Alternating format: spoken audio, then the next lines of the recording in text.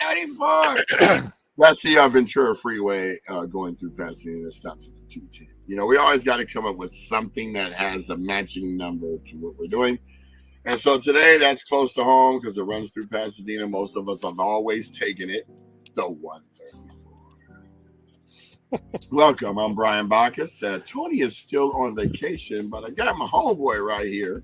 What's up? I'm Jamal Smith. Welcome, as he had indicated, episode 134.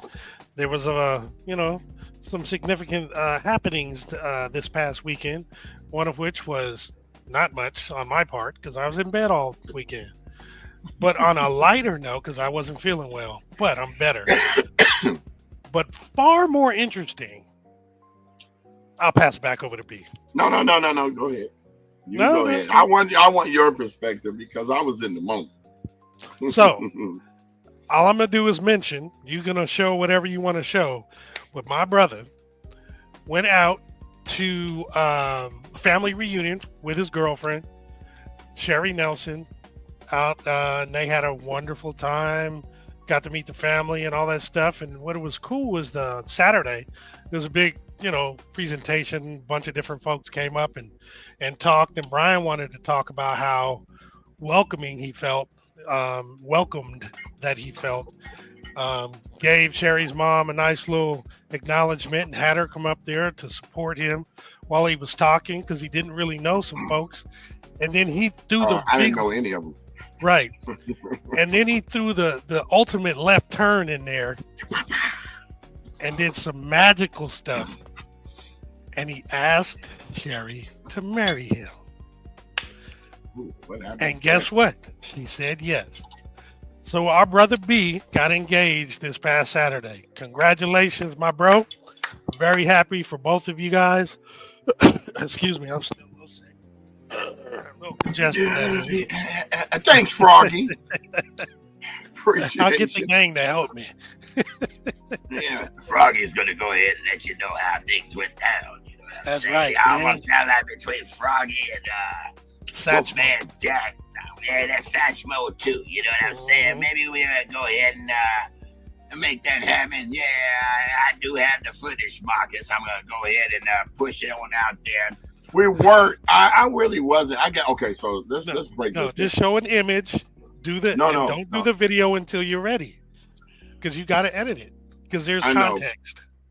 Well, I was gonna show it, but I got here at 4:30 in the morning because there was a 5-hour delay at the dang airport. Because in Orlando, they have hurricanes. What do you call it? Oh, right. But here's the thing. With the Trump administration cutting out the early warning systems and all this stuff, nobody knows what's going on. So they were going through. So first, lightning struck a plane. And so it lost power, couldn't do anything. Then they had to taxi that one out. And then they made us move all the way down from gate 55 to gate 34. So that's the opposite end of the airport. Mm-hmm. Then the crew couldn't work past 12-hour shifts, so we had to wait for another crew to fly in, get off that plane, move over to this plane. By the time our flight was supposed to be at 7 and we were supposed to get here at 9 p.m., the flight ended up taking off at 12:30 and we got here at 4 in the morning. And I ain't never experienced nothing like that. But I'm just like, thankful that I got here because I was so tired. But I'm going to share. I can't talk. I think right now. I don't even know what I'm doing. I forgot how to do stuff on this dang thing. Oh, here it is. Our platform that we use, they changed it to icons instead of actually telling you what you're looking at. Yeah, it throws us off every time we try to do something. Right. So I'm going to pull this up so that you could actually, for some reason, your phone looks better on your phone than it does on the thing. Okay, I think that's right. So I'm going to share this. So this is my lovely fiance. Sherry Nelson. For those of you that don't know who Sherry Nelson is, thanks Marcus, thanks Tracy. I'm I'm kind of congested too because that humidity out there is just messes with. I was sweating and all that, but I didn't know this woman was a big deal because when I met her, I didn't know nothing about her. I've never seen her before. All I knew is that we met in the grocery store where she was from Pasadena and I was from Pasadena, and we left it at that. And then I found out that her mom lived a block away from me. So then she asked me, did I know anybody from Pasadena? I said, I pretty much know everybody from Pasadena. Except her, right? But you got to remember, we're the same exact age. She went to Marshall. I went to Muir. I didn't play sports, but she was a basketball phenom, right? Yes, indeed. And if you look at this picture right here, Jamal, put that full screen.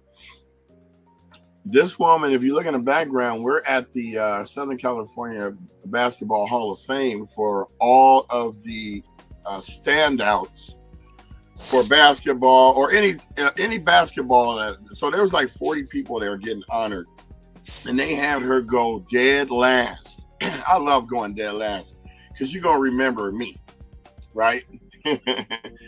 So during this time, I forgot what date this was.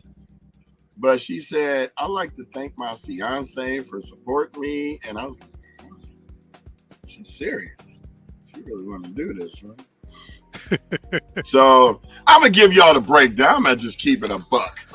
So this one, and I'm not even afraid to be embarrassing. I don't care because that's just me. And I'm going to tell you why I feel this way too. I'm going to stop sharing this real quick. So, as you guys know, the reason why AltadenaTalks exists is because we lost our homes in the fire, right? But what happened was, I knew my house was going to get burned up, but Irene, Sherry's mom, had no clue that the fires were coming.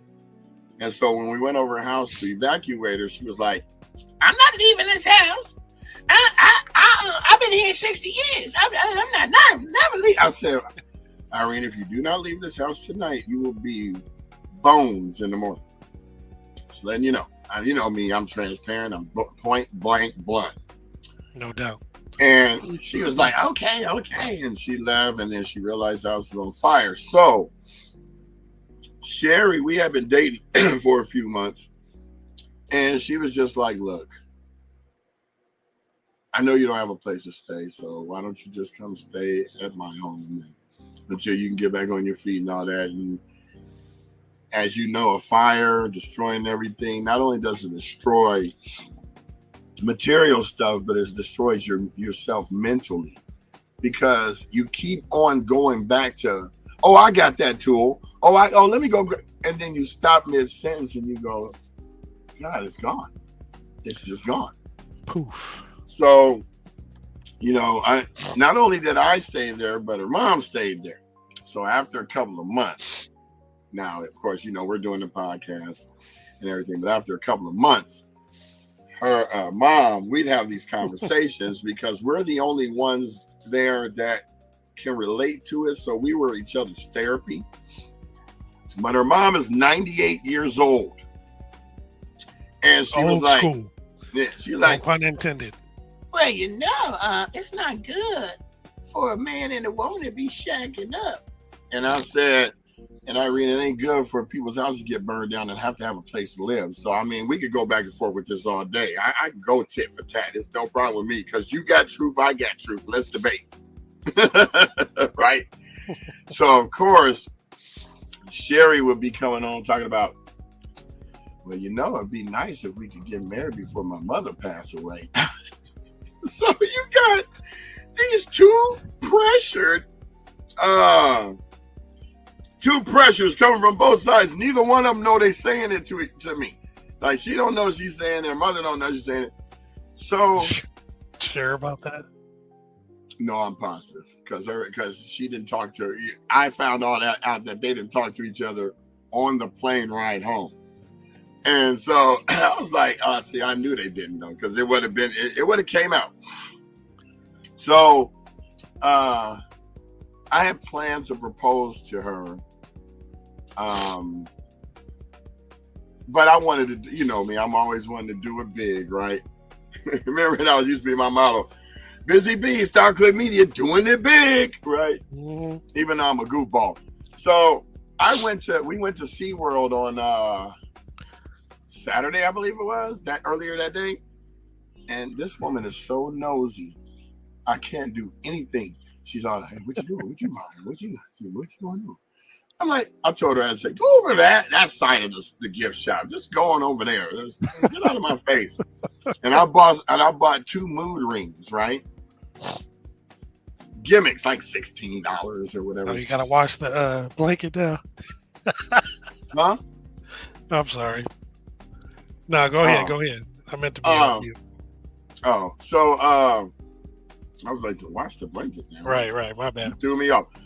Anyway, mood rings. I bring them up to the stage, and I said, I got 2 very special women in my life, and I would like to present them with a gift, because I kept hinting to them the whole time we was going. I got a surprise for y'all on Saturday. I got a surprise gift for you on Saturday. So I bring them up to the stage. Well, they were standing in front of the stage because their mom is in a wheelchair, so we couldn't exactly bring her up on the stage. But I go and I put a ring on her mama's finger, and I put a ring on her finger, right? And then I go, I bought these mood rings for them so that I would be able to tell what kind of mood they're in when they're talking to me. So if she's talking to me, if she's in some kind of anger, I look at the ring and go, oh, she cool. I look at the ring, and the ring does change colors depending on your mood, right? So she thought, oh my God, this dude done brought me up here in front of 300 people in my family reunion to give me some mood rings.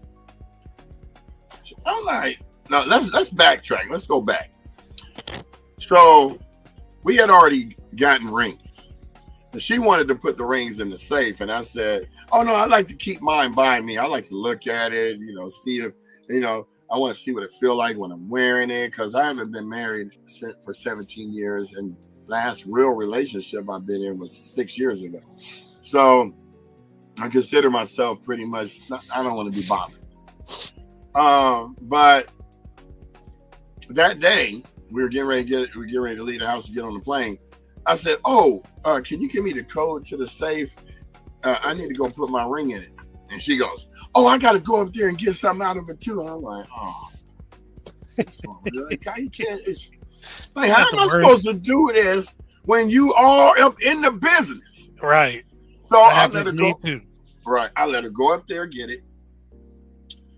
And then we got in the car and we get ready to leave. I told the Uber driver, stop about a house down, right? I said, I got to go back and I left my wallet. My wallet was in my back pocket. I left my wallet. I ran up there, I grabbed the ring, I put it in my pocket, and I got here. I got back in the car. So fast forward back to where we were. I then wanted to bring Sherry up on the stage, right? So I said, the reason why I got these rings is because I wanted to see what mood they were in, because they both was on me about this and that, right? Not nothing bad, just what I just told you already. So then she was about to walk up the stage, and I said, I just got one more thing to say. And I got down on my knee and I pulled the ring out and I asked her what she meant. Well, actually, I said that first in the mic, and then I got down on it. And she was so shocked. So Jamal, go ahead and show that little clip. I'm gonna that one part. Yeah. All right. Give me a minute. Let me find it, because I wasn't gonna play it. I wasn't. You told me not to play you had it. it on cue. I told you I wasn't gonna play it. I know. Edit I it. always throw you on the spot to see how quick your skills, your engineering skills are. Roll camera too. Oh, no one's there. Oh, got dead air here. Dead air. You're funny. So in the meantime, I was messing with you. Let me go ahead and pop up. So Tracy's like, yes, we need the footage. All right, cool. Marcus said, congratulations, Brian. Very happy for you both. One love. Tracy said, yes, you do. I don't know what that was from because I'm talking. Marcus said, welcome to the Thoroughbred family.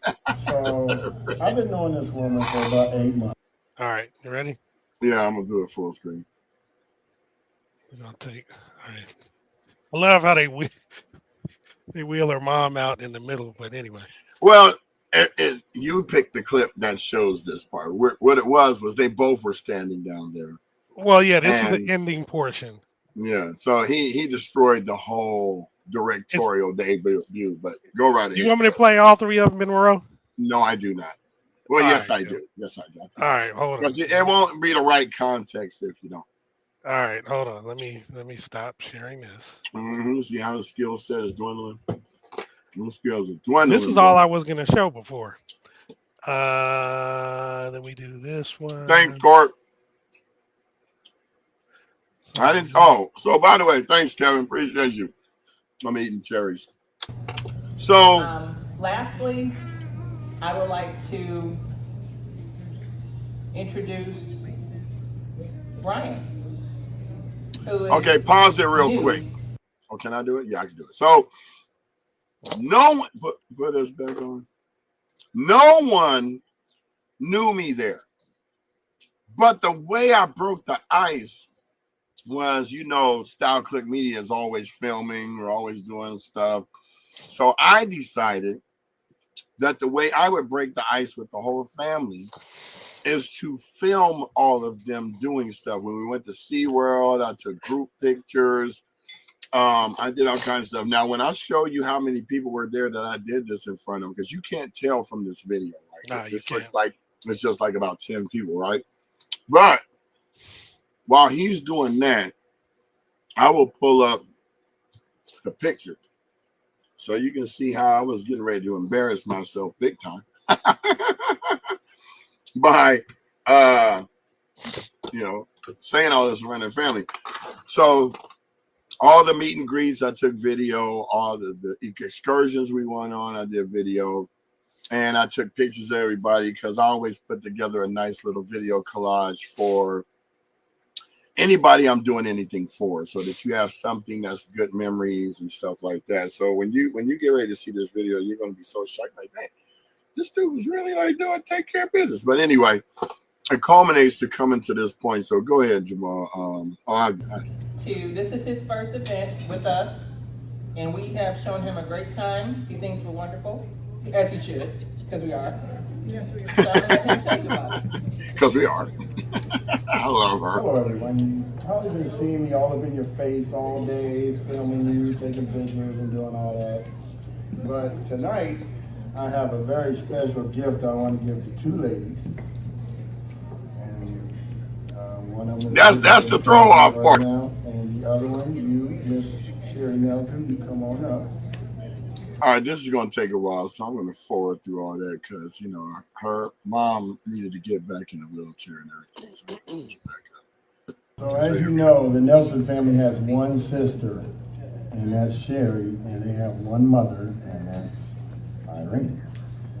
So I've spent a lot of time with these two ladies, and they bicker a lot. So tonight I'm going to they really do. Mood rings. They change colors depending on their moods. So I'm gonna go down here and put the rings on right now, and then I'll come back up and tell you why I gave them these rings. Okay, so this is the part where she's like, okay, I'm so embarrassed. She's giving us some mood rings. What the hell?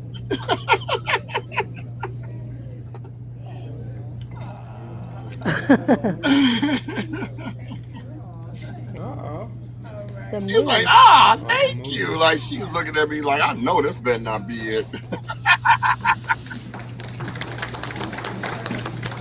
So I got this card right here.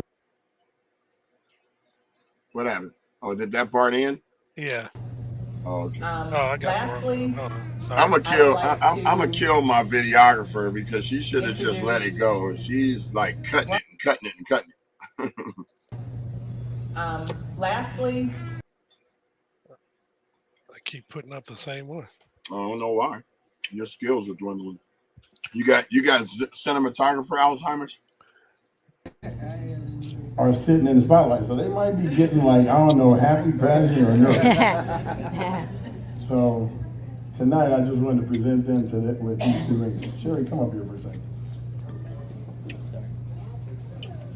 Thank God somebody knew to turn their mom around. Oh God! See, this is the I've reason been why I knowing this wanted to woman air. for about 8 months. We dated for the first 2 months, and then my house burned up, and so did Irene's. So, this woman has supported me, has made me feel comfortable, has always made me happy. And so tonight, I want to make her happy by asking her, will she marry me?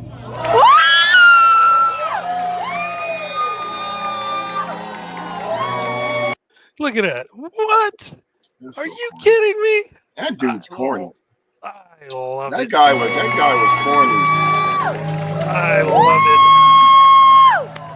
Now wait a second. So what I did before all this is I told the DJ to play "After All" by Al Jarreau, because that song reminds me of my mom and dad when they first, not when they first got together, but how their relationship was going at the time. So I thought it would be a significant song to use.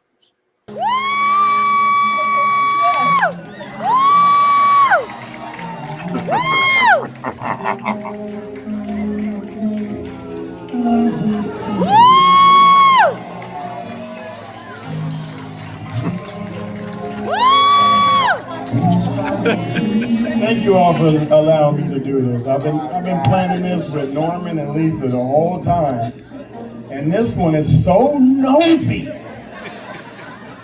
Every time I went to go do something, so I was trying to get the ring out of the safe, right?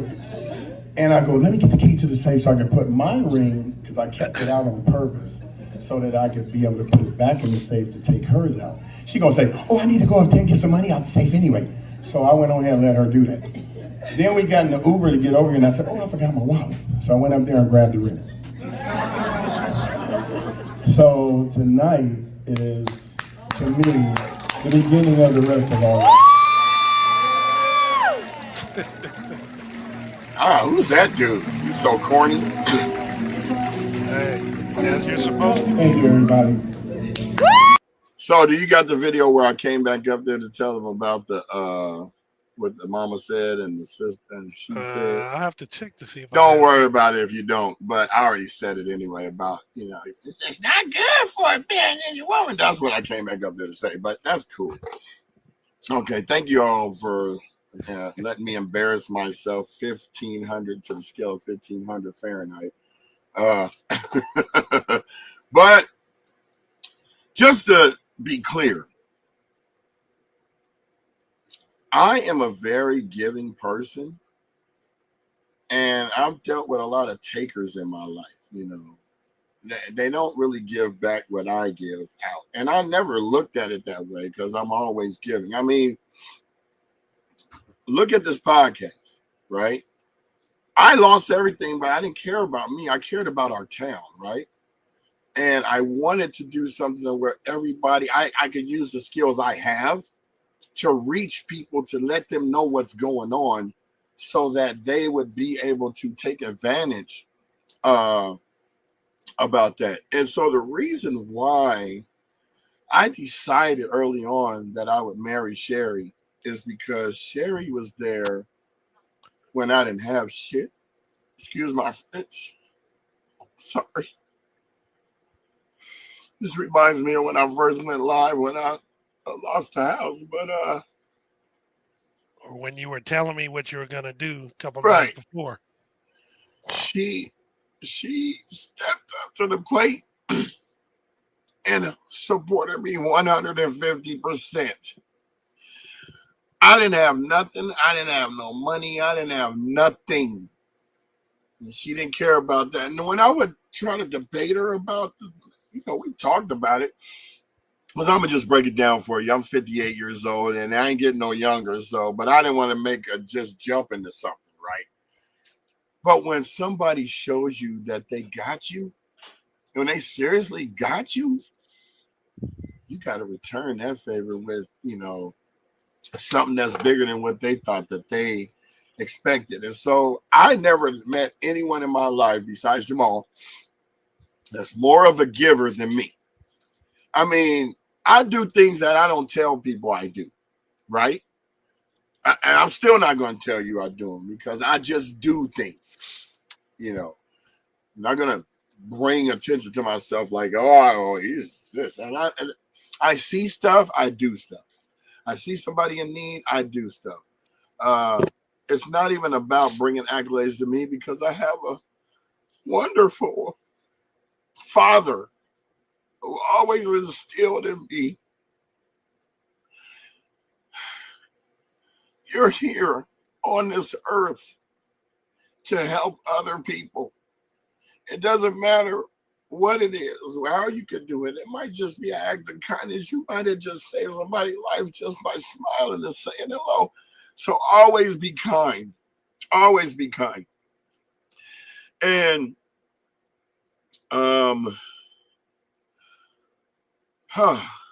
hard for me to do this, but she showed me more in these 8 months than a lot of my relationships showed me during the time I was with them. And I'm counting all of them. I mean, yeah, all of them. And I don't care who says what, but I knew what went down in all of them. So, you know, I'm not going to elaborate on that because that's in the past.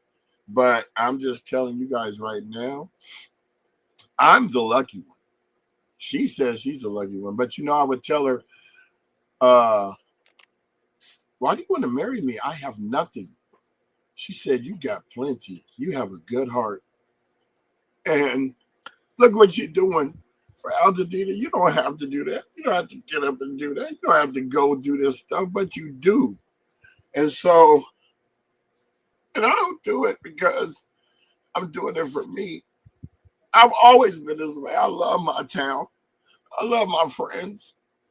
I've had friends since 4th grade. I don't know any other town that's like this. Pasadena, Altadena. I'm just not counting Altadena, Pasadena, Altadena.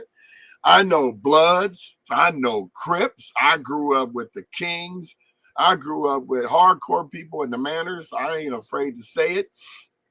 I grew up through 5 drug epidemics, the Sherm era, the crack era, the meth era, the opiate era, and now this fentanyl era. And all I try to do is make sure that our youth know that there's something else besides that. You don't have to have those new shoes. You don't have to have this. You can get all that with an education. I'm even going to, like Kevin Daly. Me and Kevin Daly, go ahead and start popping those comments up there,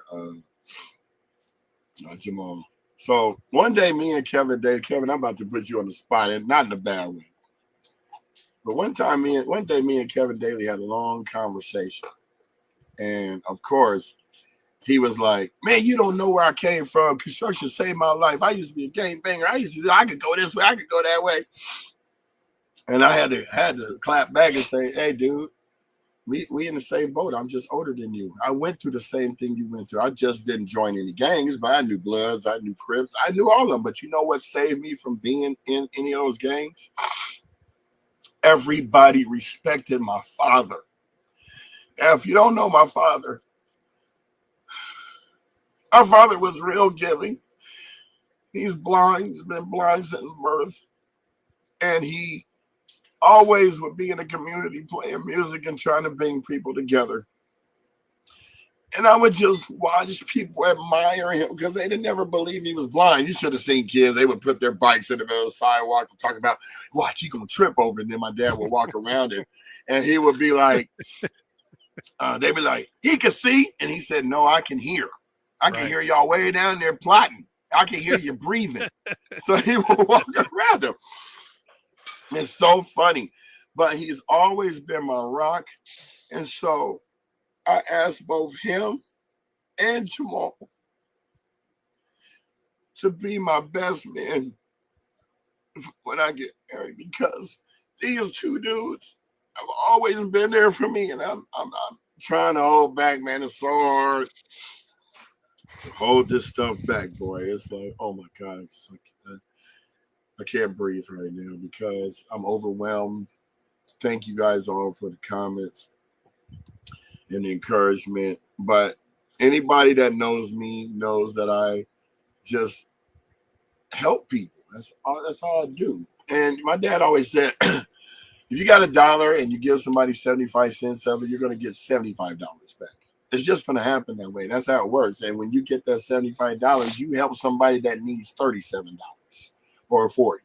And as it gets bigger, you do that. So I've always had the kind of friends that are the same as me. You know, we all help each other always. You know, we bagged a lot, but you got to learn how to crack back, baby. And I was the type of person that, I had them little $5 Boys Market tennis shoes that looked like Converse. And I played a lot of kickball and kicked the crap out of the shoes, made them flap, you know, the soles coming off of the bottom, so I put the duct tape around them. People try to bag. When they try to bag them up before you start, I know I'm broke. I know I got Boys Market shoes on, but you ain't got no daddy. You know, I'll be coming back with that. Or they would be like, that's why your daddy blind. Everybody like, ooh. And then I tie my shoes. And I say, that's why you ain't got no daddy. And run. Because I'm like, forget that, man. I'm like, you ain't gonna. My dad was the quickest quip person you ever meet. Since he's blind, he always say stuff like, hey, I say, I can't find my shoes. And my dad be like, you want me to help you look for them? Knowing good damn well that's an insult to your intelligence. Yeah, baby, Boys Market across the street from the Manors. I think we put them out of business. We stole from them so much. I'm just gonna keep it real. Yeah, they're like, man. Now I want to give a spot over here. I want to give a special shout out to certain people growing up. I want to give a shout out to the elders, to the Harmons, to the Ferdinands. Those three groups are three families with their big ass families. Always had my back. I never had to worry about nothing. I remember when I moved out of the Manors and moved to Altadena, and I had got a bike, and I came back down to the Manors to go hang on my friends, and somebody pushed me off my bike and took it. And I'm sitting there crying. I was only like 11, 12. And Peanut, Reginald Harmon came around the corner. Pete, what you crying for, man? I said, man, somebody just took my bike. He said, wait right here. 5 minutes later, I had my bike back. But that's the kind of brothers I grew up with. Always looking out for you. So I got to give a special thanks to them. And now let's go to the Altadena portion. A lot of y'all know Rodney King. And you probably know some of his brothers. But one of my good friends was his brother, Juan King, right? Now, Juan looked out for me all the time because even though he was a gangbanger, he had a kind soul. I watched him and his cousin Pat King beat people down while I'm standing right there. Yeah, it's crazy. And they'd be like, hey, man, you want to go to gyms? Okay. Like they worked up an appetite. Right. So, Kevin, when I tell you I ran with some crazy groups, we on the same page, just different eras.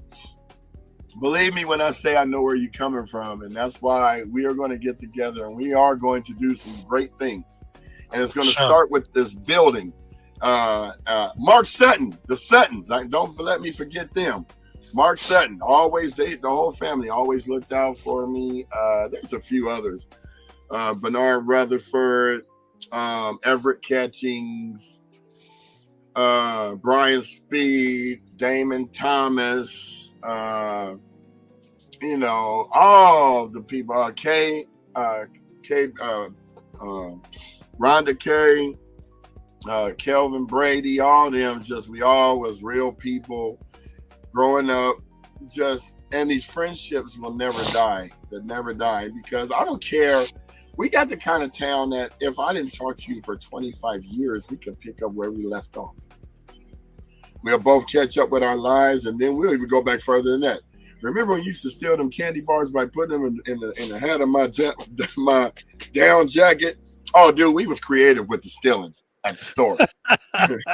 We would cut a slit inside of our down jacket and stuff in there. When they pat you down, you got that down jacket. So when they pat you down, you're like sitting there. I ain't got nothing, man. Get off me. I ain't got nothing. They don't check the hat though, because it was like one of them bomber jacket hats with the deep hat, deep hood with that fur around it. Yeah, and we would be at Wilson Junior High selling candy and all kind of stuff. We was some hustlers back then. But I had bad influences that actually turned out to be good friends for life, for lack of a better way to say it. But special shout out to my town, man. This is the only reason why I do this. I do this for y'all. I wake up every day and look forward to talking to you guys, bringing you information, bringing you anything we can to help our town come back. And when this town comes back, it's going to be worth billions. And that's why we got to persevere. So it's not like one builder is better than the other, because everybody's going to have their choices. Just make sure you work with the builder that you got to stay in communication, because it's going to take 100 builders. Most builders build like 40 to 60 homes a year. So if you imagine, if each 100 builders build 60 homes, that's 6,000 homes. That almost completes the circle of getting all the homes done. So don't think that there's really one great builder to go with. Do your own vetting. Talk to the people. Find out the hidden amenities. Find out the hidden costs, the unexpected expenses.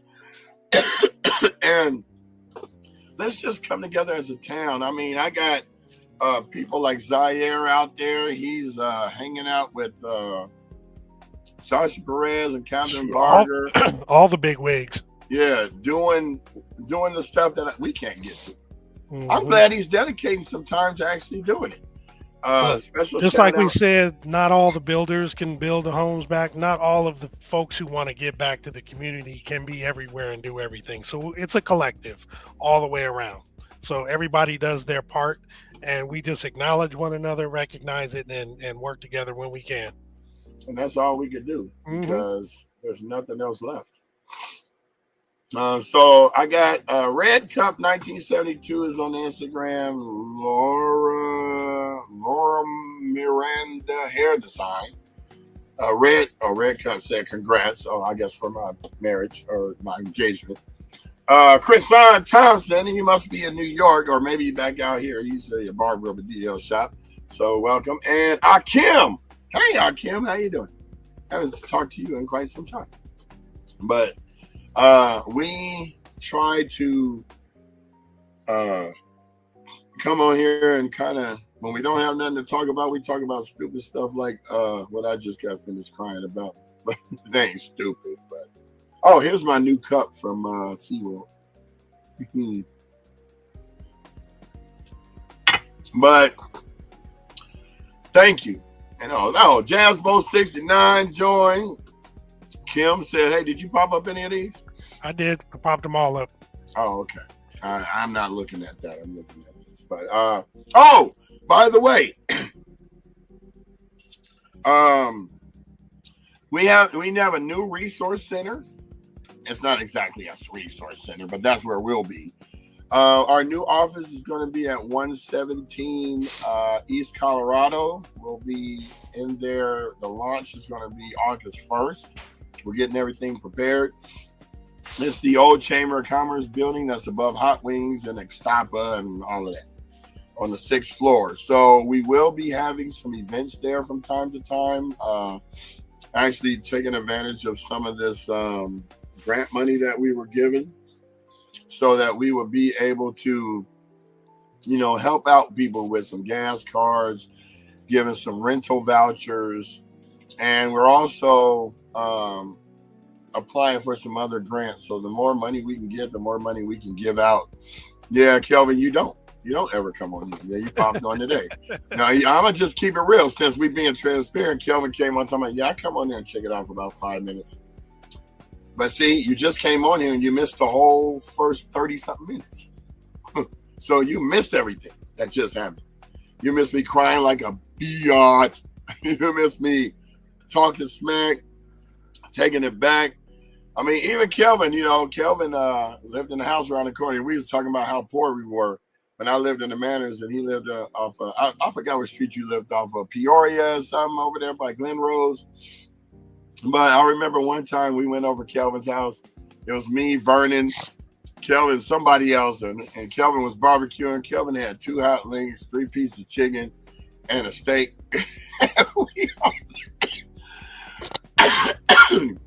And we all ate because he cut it all up. He's so stupid. Yeah. I didn't want that vision, man. That's yeah. cold, Kelvin. He's on one. He's always on one. But that's my homeboy right there. I mean, we go back to when Vernon used to live across the street from the Manors in those houses over there. You remember that, Kel? So also, we got our 40-year reunion coming up, and I'm probably going to make an announcement on Wednesday about getting tickets. Right now, they're going to be $125. We did have a special 85 for 85, but that has since passed as of July 15th. But it's going to be a wonderful time. It's actually bringing. Yes, we did, and we grubbed, and nobody was hungry because he cut that chicken up, man. He was like Jesus with it. He was like, let's break this bread, and this unleavened bread, and these loaves, and these fishes, and let's feed the masses. But we was broke, so it's like, you know, he probably ran across the street to Chan's old bad meat having store, and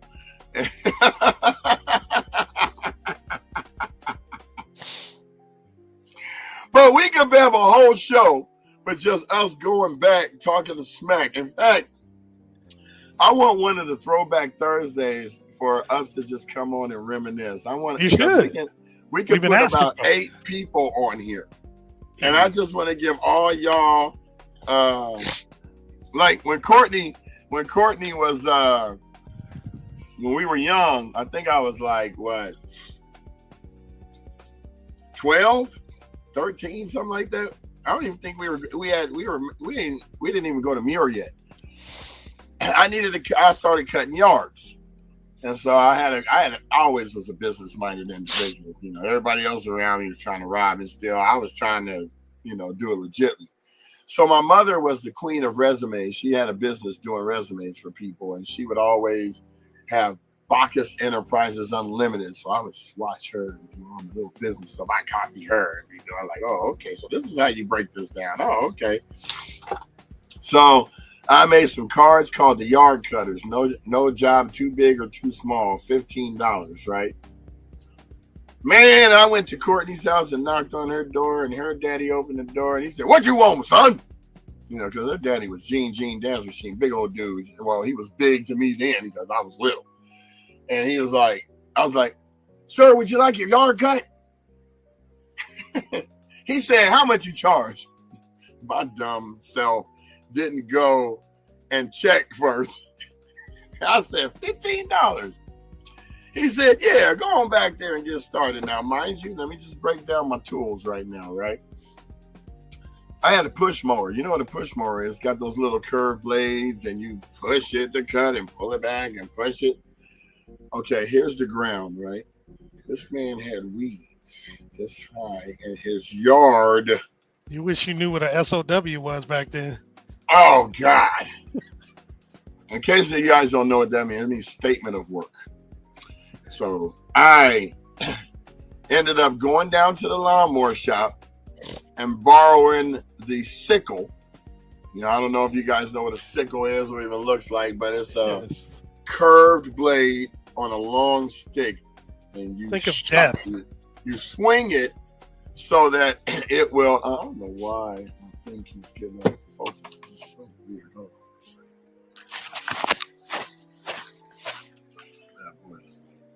Fade to black. But I get over there. Still blurry. I gotta do that hand thing and then it comes back. The little tricks you learn when you're trying to run this show. Man, I was out there working up a sweat. Nobody would help me. Juan King and Ron Baldwin and all them was just watching, drinking sodas and eating chips while I'm trying to earn my money because I needed to buy a jersey because we used to play against Streets. So we was the Mountain View Mobsters. We would play Glenn Cobb and them on Royce. We would play Jimmy Lou was on Royce. So Jimmy Lou was a gangster. He ain't now. He's a law-abiding citizen. But before, he would cheat. He would now mind you, we're playing tackle on the cement. So you'd be running and he'd kick your foot. What that? Yeah, we used to do that too, but I never cut through your yard. That's why I didn't know how much grass was there. Otherwise, I would have charged him $30. And that still wouldn't have been worth the work. But by the time I got finished, he was like, I didn't think you was going to be able to handle the job, but you can cut my yard every 2 weeks now. So that's how I met Mr. Pat. He was cool. And then he worked at our school. And then I didn't know nothing about him being on TV. My parents were Jehovah's Witnesses. They didn't let you watch TV. So that's why I didn't recognize him when he opened the door. But actually, it wasn't really him opening the door. It was Courtney. And Courtney didn't like nobody. She always had resting bitch face, even when she was younger. She'd be like, what you want? You're stupid, man. She admitted she gonna come on here and comment about it. I still tell her that to this day.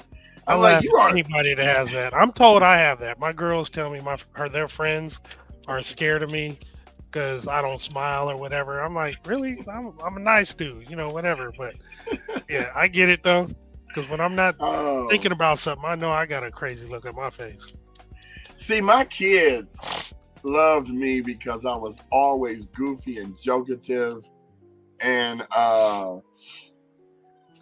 just they thought. Now here's the thing about my kids growing up: I only had to give them a look because they knew how happy I was always being. But when they didn't do what their mother asked, I'd just be like, That's like my mom. My mom, She didn't have to say nothing. She'd look at you and her nostrils flare. Oh no, I know it's on and popping in. It's like, oops, my bad. Let me reel it back in. Yeah, you're right. No, I know ain't nothing changed, Courtney. You still got that glum chum look like she. Now, I'm gonna tell you the difference.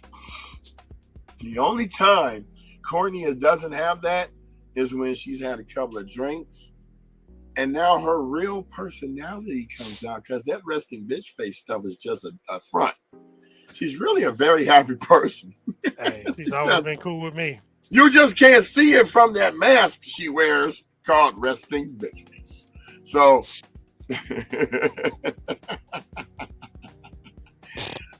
Kim, if you only knew, she is the sweetest person. But if she just sitting there looking like she contemplating beating your ass. And if you don't know her too. No, that's true. That could throw you off. So, sure. Everybody's got a different personality. Everybody's known me as the goofball, as the genius, as the straight A student, as the whatever, but they've never known me as like the fighter or and you ain't lying. Since that first day she opened the door. Because to be honest, back when I was little, I thought Courtney was fine as hell, but I was like, she opened the door and she gonna say, I was like, damn. Ain't no hollering at that. It's like how you settle into that face, though. You're like, yeah, because you be like, that's cool. That ain't even her face. It's like this, like that. What? Courtney, you all good, man. Don't listen to him.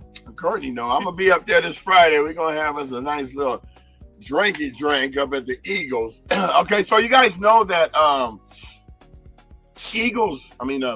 Rancho burned down. So we've been putting things together to go hang out up at the Eagles on Friday nights.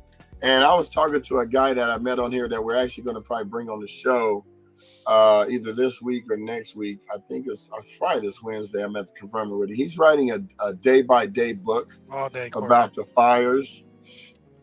And he was like, yeah, we're now hanging out at Rancho on Friday nights. I said, "Oh yeah, with the guy who hogs the karaoke, the one that runs the karaoke is always not letting anybody sing." He goes, "Oh my God, you're absolutely right. He don't let nobody sing. He always, this ain't your karaoke, bro. Just let other people sing. Don't everybody get tired of hearing you trying to be professional. It's for drunks to drink and sing and be stupid. Not this ain't America's Got Talent or American Idol. This is called Altadena is Hurting, and we need to be able to have an outlet, and you need to stop hogging all the songs." And I'm going to tell him that when I see him this Friday. I said, "Man, you going to be hogging all the songs tonight? Because that's what you do, right? You know, because you're a plumber and you plumb, right, Dad?"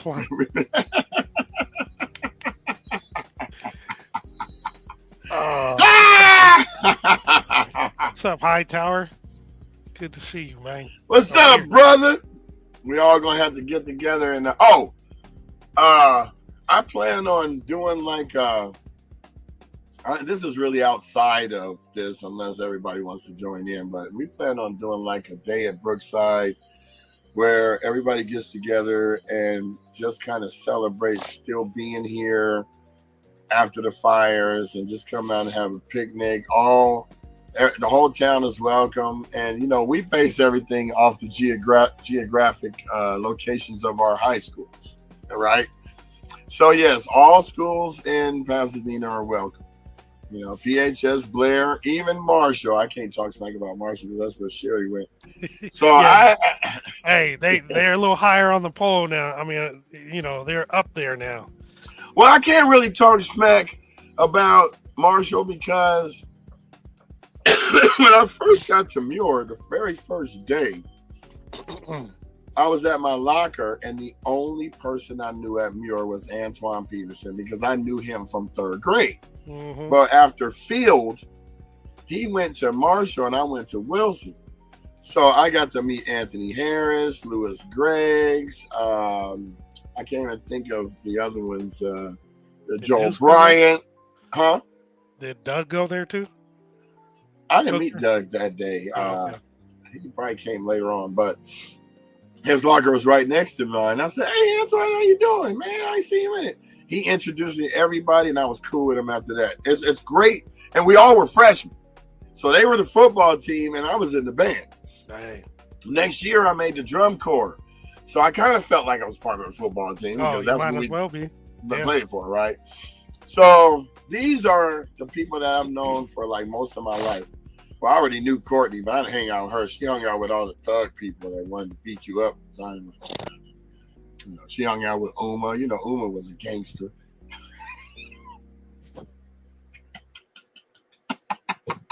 Nowhere near, but now Keppy will beat you down real quick. Oh, you said something about my mom? Gina, who else? No, don't get me started with Gina. Rest in peace. Yeah, all but right, Gina was a G, and her name didn't even start with G; it started with J. So she was a G though. She would tell. You think I'm transparent? Oh, she was straight transparent. I remember one time we were all going to the bowling alley, and it was me, Tommy Bryan, and Brian Elder. And she came up and gave Brian a hug and said, "Oh, you smell good. What you got on?" He said, "Halston." And she came up and gave me a hug and said, "Oh, what you got on?" I said, "Lagerfeld." And she hugged Tommy and said, "You smell like soap."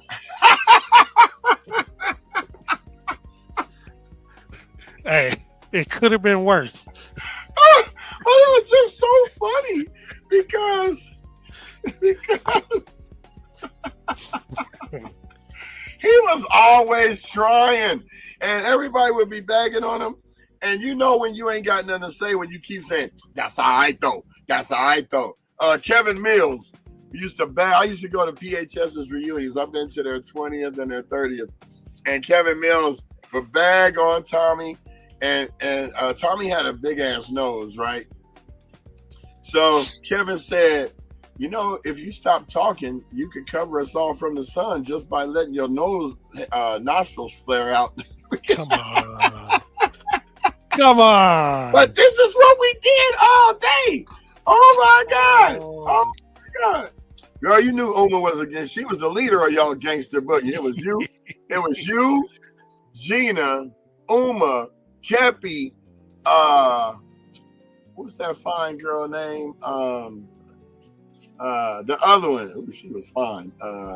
She graduated with 87, I think. God, I can't think of her name. You talking about God, I can't think of her name right now. Leah Holcomb? No, not Leah. But her too. But the other one, what? Courtney, what was the name of your friend that she lives out of state now? She came back to the reunion. She'll leave her friends alone. I used to watch them all the time. They had a special spot at the school, and you better not be standing there when they come over there, right? And then you had the real gangsters like Stephanie Rhymes and no, not Tanya Wallace, not Tanya Wallace. The other one, what's her name? She went to Muir. She graduated 87. She came back. She graduated my year. Yeah.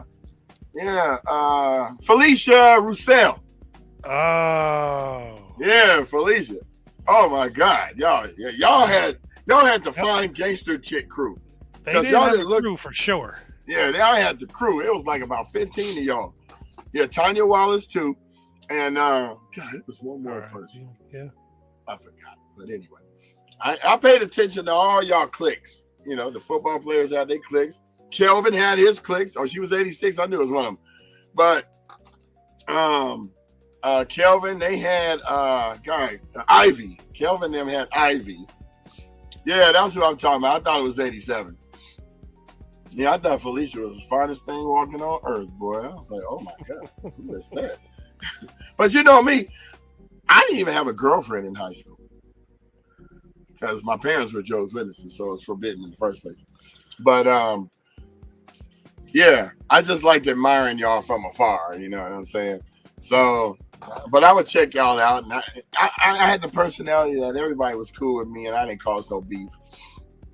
I remember one time this dude was messing with me in gym. This is 9th grade, and I said his name was Leo, and I said, "Yeah, you keep messing with me, I'm gonna go get my cousin Juan to, beat you up." He said, "Go get him, I'll be waiting right here." He thought I was talking about Juan Broussard. I wasn't talking about Juan Broussard. I went and got Juan King.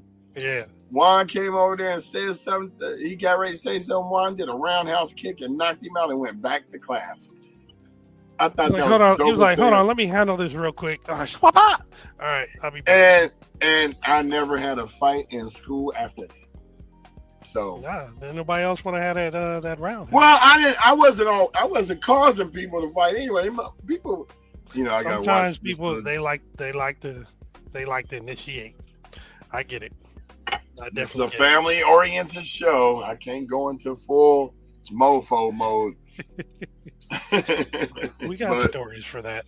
But let me back up. Courtney, I saw your post about have my mom come. Just give me the details. I'll get it for B. All the details. I'll do my best to get her out. I'm sure she would love to come. So yeah, it's going to be November 1st at Brookside Country Club. You talking about for the reunion? Yeah. Is that what you're talking about? Mm-hmm. Yeah. Courtney said she wanted to have mom there. Okay. Yeah, you ain't lying, brother. Now, so let me tell you the story about Miss Smith. So when I had to move to DeWarty, you've said this before. I know, but a lot of people don't be on it. She saved me from going to DeWarty High. Do rock. Always picked me up and took me to school so much so that everybody thought I was her son. Just so y'all know, we were living out there at the time. I was living in DeWarty. Mom was commuting every day. So anyway, go ahead. So then when Jamal finally came to school, they was like, "Oh, you got another son?" Because back then, Jamal and I looked alike. We had similarities. We're both light-skinned, both tall and lanky. Well, for the person that didn't know, between her dropping you off at school and then them finally seeing me, and then folks at Muir already calling her mom, both the girls and the boys. If somebody didn't know, they would be thoroughly confused and think my mom had a ton of kids. Then they all went to and she had them in class and everything. It was cool. Right. Yeah, that It really was, cool. man. That's why I love my school. I love my people and my town. And we're on here every day to fight to get everything back to normalcy. I'm not saying fight to get back to what it was, because it's never going to be what it was. We want it bigger, badder, The stronger than it was the before. aesthetics are going to be different, but the people will be the same. Mhm. And hopefully, when the Rancho builds back, they build 2 stories so they can actually have a little concert situation Hint, up hint. there. Chris, I'm trying to reach out to you. Build a 2-story and actually build a 9-foot or 10-foot wall so we can sit out back and all night instead of worrying about what the neighbors think, because those were actually his apartments too. So we might be able to build better soundproofing buildings. So I see a lot. I see a lot of goodness coming out of the ashes, and everybody's all hands on deck. There's, to me, whether you go with one person or the other, go with somebody and get your stuff back to right. I mean, I would love to be able to invest in somebody's property just so that I would be able to help them get it back, because we're planning on, this podcast is going to run until the last house is built. That is the plan. And it might even go in even further than that. So stay tuned for what we're about to bring to the table. Well, we've been going for an hour, and I'm starving because I didn't get here until 4:30 in the morning, and I woke up at 9:22 and had to put my computer stuff back together. So we was came rushing on a too. little late. He was rushing. But that's why we be honest and tell you it's 10-ish. As Don't long as say we're 10 on within the that dot. 10 o'clock hour, we are on time. Yeah. And if you turn your notifications on, you'll know when we come on. So there ain't no excuses. So thank you. We had a lot of people commenting today. Thank you so much. Well, they had a lot of great stuff to talk about. You initiated it with the engagement, bro. A lot of people came for that. They're giving you props. They're very happy for you. Very happy for Sherry as well. And that's rightful. And because they were there, they can then engage. So yeah, I love it. I love it. Here's the biggest question. Sorry for the biggest problem I have. I know almost 5,000 people. Like literally. Like I can tell you, and I go to certain eras of my life. And you should see how many comments and emojis have popped up. And I really want all of you to be there. So what I'm probably going to have to do is do a GoFundMe to help raise enough money so that you all could be there. So what I was thinking about doing was $50 minimum donation can get you in the wedding. I ain't trying to say I want you to help me pay for the wedding. I just want I want to be able to accommodate everybody with the food and all that, because normally it's the bride's family that pays for it. So I'm reaching out to her brothers to say, hey, y'all gonna have to kick in. I'm already kicked in with the ring, and if you saw the ring, you automatically know that most of my FEMA money has gone to pay for that. So I'm just telling you, if you want to be at the wedding, help me help you. All right, we'll put something together for that. Now, I might even be able to get a couple of these nonprofits to help out too, because as they know, I've lost everything and I can't really afford to put on a big giant wedding. But this is going to be the last time I ever get married and the last relationship I'm ever going to be in. So I want everyone to be there, even my enemies, even my ex-girlfriends. So the reason why I want them there is so you can see what you missed out on. Jamal hates when I do that. Stop. He's like, he puts his hand over his mouth and goes, that's not what you're supposed to be doing.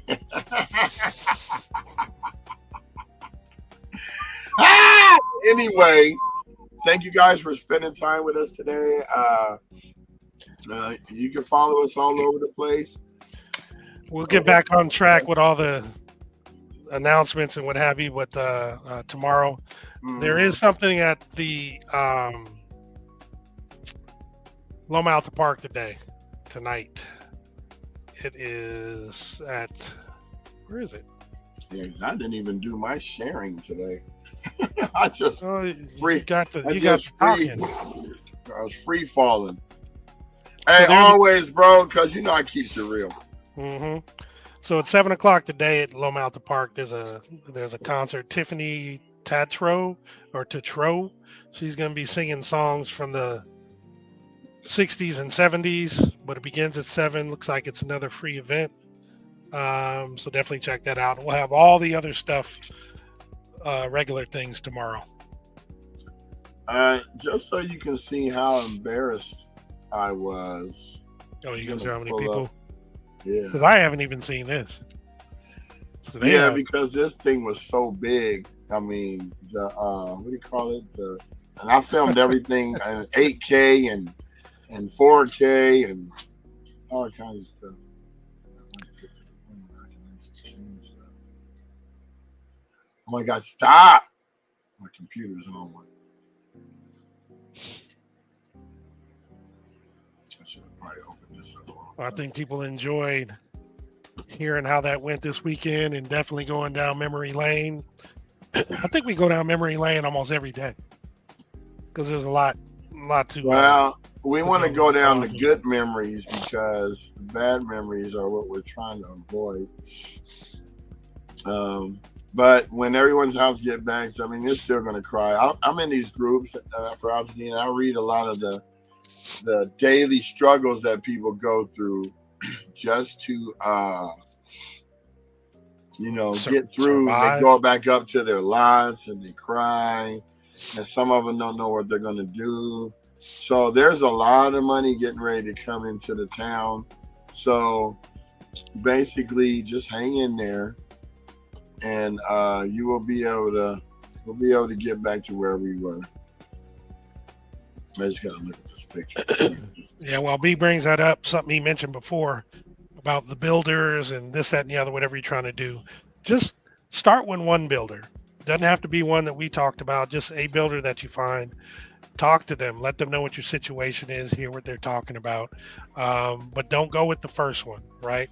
You got to talk to at least 2, maybe 3 at a minimum, just to compare and do your due diligence.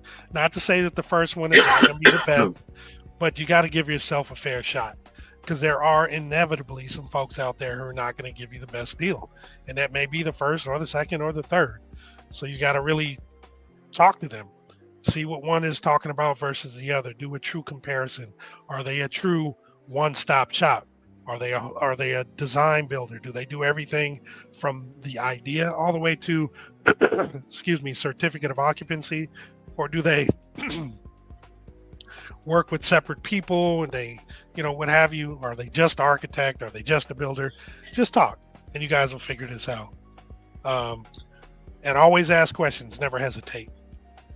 Oh, so, and this is just part of their family, because their family reunion, they have their whole lineage, right? So there were 10 different families that these families came from. And so they had us taking pictures with each individual's great grandfather's family. So this was 10 one of those group. pictures? Yeah, well, there's only 3 because we combined them, Oh, a couple of them together. Good Lord. Yeah, because there's just not enough room. Now you see how my camera did; it could take the picture. Yeah. Cool thing about this is that you can zoom in and you can see clearly. But the lady's camera didn't have enough space, so I took it upon myself to make sure I captured it. And this is what it looks like. And so you can tell, like, the ladies in the wheelchairs, like here's Sherry's mom right here, and here's another one of the ladies, and there's another one somewhere. They probably blocked her out because people weren't paying attention. But this is a family reunion right here. So are they all mostly from the East Coast, or? Yeah. So Sherry's mom grew up in Ohio. Ironic, because I grew Midwest. up there. Yeah, so a lot of them came from North Carolina, South Carolina. Majority of the family members that I had out here came from there. So I came out here when I was 8. And I I didn't go back to Ohio until I was 23 when my grandfather passed away, and I saw a lot of change. And thank God my father had the wherewithal to decide to bring us out here, because I went back and saw that half my cousins were either smoking crack or selling it. So that wasn't like a good look. So thank God that I had an intelligent father to get me out of the ashes. I mean, not out of the fray. Hey, your pop had your best interest in heart. He's a good dude. Yeah. I look forward So to seeing Jamal him again and my dad are going to be the best men. I couldn't be excited. happier. I'm excited. I haven't seen Mr. Backus in a long time. I can't wait. Yeah, me neither. Yeah. I talked to him yesterday. He said, I was going to call you too.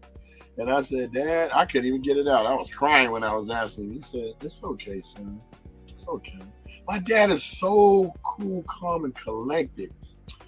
It's just, I ain't never seen anybody have that much patience. I didn't get patience from him. I'm going to tell you that right now. I'm ready to snap on you all the time.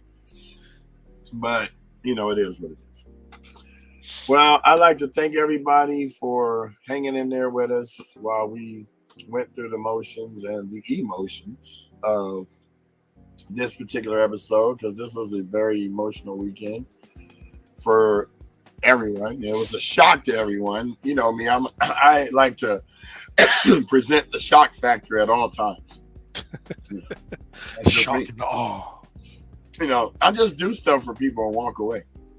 Yeah, that's the kind of thing I do. And I don't even want you to know I did it. I just do it. If you have been a recipient of my benevolence, just keep it to yourself, because I don't need people to come and think, you said you did that for this person. How come you ain't doing it over here? I said I do it because I want to, not because you asked. So thank you guys for hanging in there with us. I appreciate all of the comments, all of the congratulations. Thank you so much. I am overwhelmed. I was looking at this thing and I ain't never had this many comments or reactions. Fair in fact, a lot of people called me and asked me, is this for real? Are you really doing this? So I just wanted to confirm. It was about 15 people that asked, and some even called that I hadn't talked to in a while and said, I don't go on social media much, and what happens when I go in here? This pops up. Right. So, let me share this one picture real quick, because I know a lot of people didn't really get to see the ring. So, that's Shazam. So, there's the ring right there. It looks like a little pearl. And that's the mood ring I bought her to trick her next to it. Oh, that was funny. That was so funny. So I'll take a better picture of it. That was like spur of the moment, and I didn't actually take this picture. So yeah. So now we're on our way. But I've been told that people see us as a power couple because this woman, she's phenomenal. You think I'm a jack of all trades. This lady's a real estate agent. She runs basketball clinics. She has an apparel company, which I'm helping her market once all the site is finished. She's just a super awesome chick. That she is. She reminds me of my dad with her demeanor. Always calm. Always just observant. And, I'd be hyper and she'd be like, you can't have, she's the yin to my yang. You can't have two hyper people. So that just spells disaster. But I'm appreciative of everything that she has done and will do. And I'm trying to top her on the giving aspect because, seeing that I've lost everything, it's kind of hard to top somebody. But don't worry, I'm going to catch up. Oh, I didn't show you. Well, guess what? My ring is in the safe. So I'll show you guys that tomorrow. I forgot to, I'll pop them both in the box and take a picture today. and then I'll post it so that everybody knows that we've already prepared for this. It ain't no spur of the moment fly. I mean, this is a pretty expensive situation, but money is no object when it comes to love, and it comes to happiness, and it comes to being there for somebody. And regardless of what you go through, don't go to bed on an argument. Always apologize. I find that I've been apologizing a lot because I know how. And I've been in relationships where it was always my fault, supposedly. And even when it was the other person's fault, I never got an apology. But I didn't say anything. I just sat back, observed, and noted. And that was it. So, here we go. So thank you very much for you guys staying on here, checking us out. And we will be back. More excited. Y'all have a wonderful day. Check y'all out mañana. Don't forget to turn your volumes down, because I know I got to turn mine down right now. Turn it down just a little bit. Yeah, a lot. I'm going to have to adjust that volume. But peace out, y'all. Stay tuned for the office. Peace, y'all. Office warming. Have a good one.